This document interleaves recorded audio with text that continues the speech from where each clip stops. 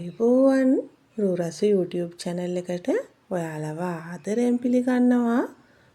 මම අද ඔයාලට කියලා දෙන්න හිතුවේ එකම පිටි මිශ්‍රණයකින් හැඩ 3කට මුරුක්කු හදාගන්නේ කොහොමද කියලා.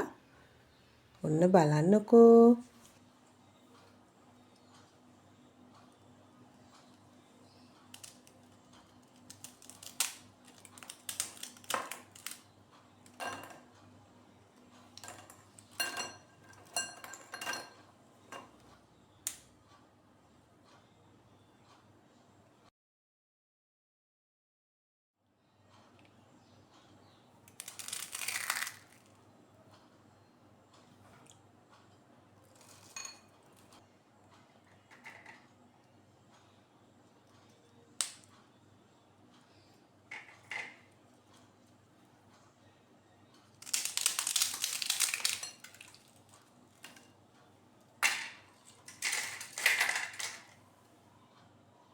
ඔයාලා දැක්කා නේද කොහොමද කියලා ක්‍රිස්පි ගතිය?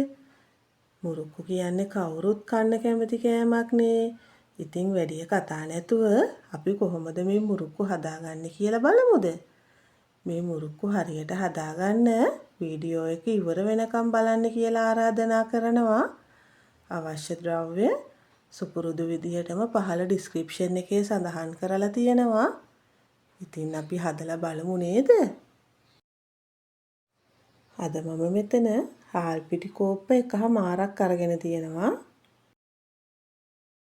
පාන් පිටි කෝප්ප භාගයයි කඩල පිටි මේස හැඳි දෙකකුයි අරගෙන තියෙනවා. බටර් මේස හැඳි එකකුයි තල ඇට මේස හැඳි එකකුයි අරගෙන තියෙනවා. මිරිස් කුඩු තේ හැඳි එකයි ලුණු කුඩු තේ හැඳි භාගයයි කහ කුඩු තේ හැඳි කාලකුයි අරගෙන තියෙනවා. ඒ වගේම අපිට වතුර අවශ්‍ය වෙනවා. මුලින්ම හාල් පිටි වලට පාන් පිටි දාගන්නවා.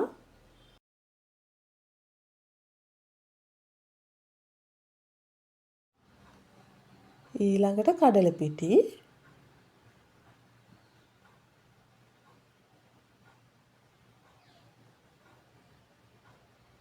මිරිස් කුඩු. කහ කුඩු. ලුණු කුඩු තේ හැඳි භාගයයි මම දාගත්තේ. ඔයාලට ලුණු රස ටිකක් වැඩියෙන් ඕන නම් ලුණු කුඩු තේ හැඳි එකක් දාගන්න. ඊළඟට බටරුත් දාගන්නවා. දැන් තල ඇට. අපි මේ ටික හොඳට කලවම් කරගමු.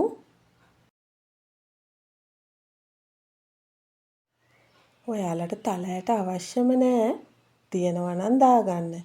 ඒ වගේම බටර් වෙනුවට ඔයාලට මාගරින් උනත් දාගන්න පුළුවන්. එහෙම නැත්නම් පොල් තෙල් මේස හැන්දක් දෙකක් උනත් දාගන්න පුළුවන්.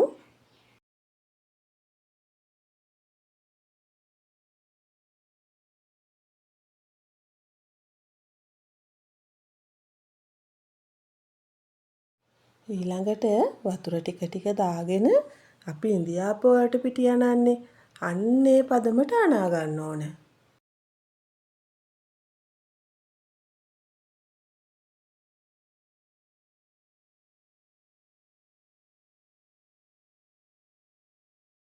වතුර ටික ටික දාගන්න. වතුර වැඩි කරගන්න නම් එපා.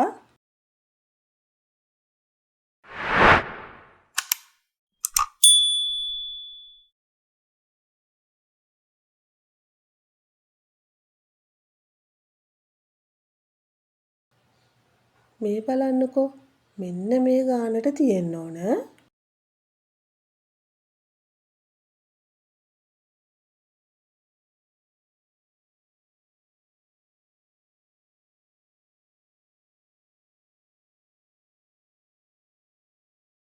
මේ වගේ මුරුක්කු වංගෙඩියක් තමයි අද පාවිච්චි කරන්නේ. ඔයාලා ළඟ මේ වගේ එකක් නැත්නම් සාමාන්‍ය වංගෙඩියක මුරුක්කු හදන්න දාගන්න කොටස දාගෙනත් මේ මුරුක්කු ටික හදාගන්න පුළුවන්. මෙන්න මේ හැඩේ තියෙන කොටසින් තමයි මුලින්ම මුරුක්කු හදාගන්නේ. ඊළඟට මිශ්‍රණයෙන් කොටසක් අරගෙන මේ විදිහට පොඩ්ඩක් දිගාතට හදාගෙන මුරුක්කු අඟිරියට දාගන්නවා.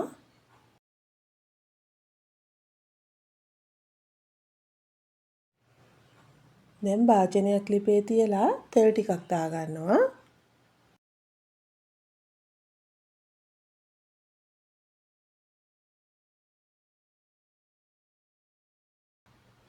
තෙල් ටික රත් වෙනකොට මුරුක්කු තෙලට මිරික ගන්න ඕන.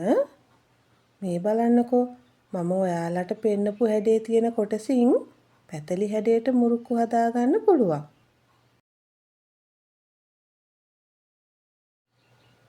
ඔයාලට මේකෙන් ස්වයං රැකියාවකට උනත් අදහසක් ගන්න පුළුවන්. මේ වගේ එක එක හැඩවලට එක එක ප්‍රමාණවල වලට හදන මුරුක්කු වලට වෙළඳ පොලේ හොඳ ඉල්ලුමක් තියෙනවා.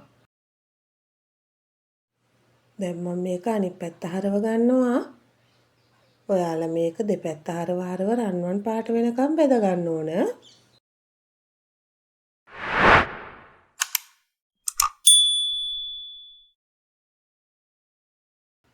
මේ ගානට ආවට පස්සේ මම මේක තෙලෙන් අයින් කරගන්නවා.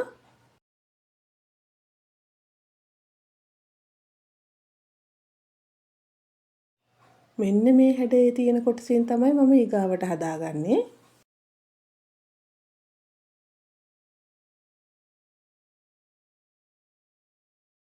මේ බලන්නකෝ මේකෙන් මේ වගේ ඝනකම මුරුක්කු හදාගන්න පුළුවන් අපිට.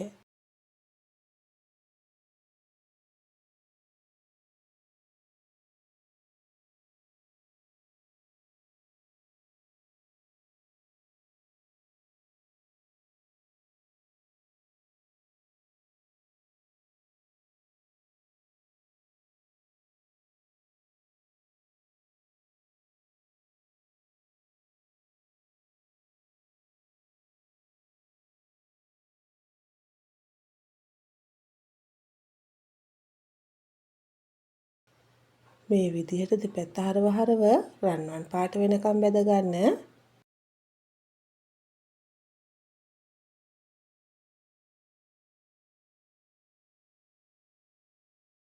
මේ ගානට රන්වන් පාට වෙනකම් බැදුනට පස්සේ මම මේක තෙලෙන් අයින් කරගන්නවා.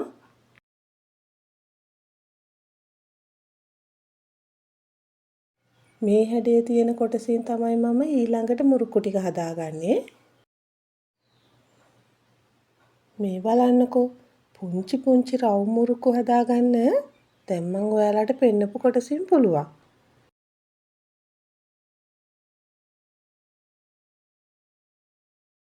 ඉතින් ඔයාලට මම කියලා දුන්න විදිහට කැමති හැඩයකට මුරුක්කු හදාගන්න පුළුවන්. ඔයාලා මේ හැම හැඩයකම මුරුක්කු කඩේ තියෙනවා දැකලත් ඇති. ඒ වගේම ඒවා අරන් කාලත් ඇති. ඒත් ඔයාලා දැනගෙන හිටියද එකම පිටිමෝලියෙන් තමයි මේවා හදන්නේ කියලා. මේ හැඩතල අනුව මේවට කියන නම් වෙනස්. ඒ වුණාට ගොඩාක් වෙලාවට එකම පිටි මිශ්‍රණයෙන් තමයි මේවා හදන්නේ. දැන් මම මේක තෙලෙන් අයින් කරගන්නවා. ඔයාලා කැමති හැඩයකට මේ විදිහට මුරුක්කු හදාගන්න. මේ තියෙන්නේ මම හදාගත්ත මුරුක්කු ටික. බලන්නකො කොහොමද කියලා.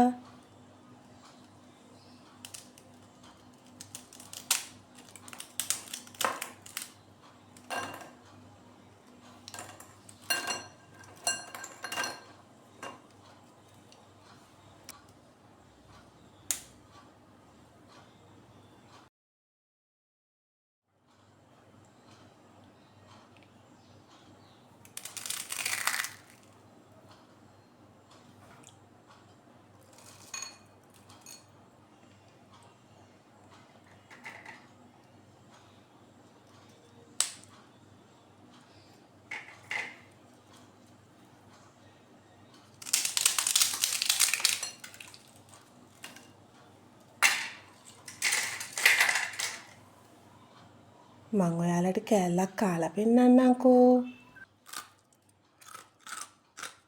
ඉතින් ඔයාලත් හදලා බලලා රස කොහොමද කියලා මට කියන්නකෝ. මගේ වීඩියෝ එක හොඳයි නම් ලයික් එකක් දාලා යාළුවන්ටත් බලන්න ෂෙයා කරන්න. ඔයා මගේ channel එකට අලුතින් එකතු වුණු කෙනෙක් නම් මාව subscribe කරන්නත් අමතක කරන්න එපා.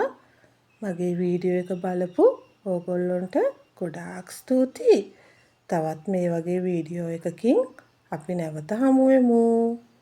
දීපවාලී සමරන ඔබ සැමට සුබ දීපවාලී උත්සවයක් වේවා.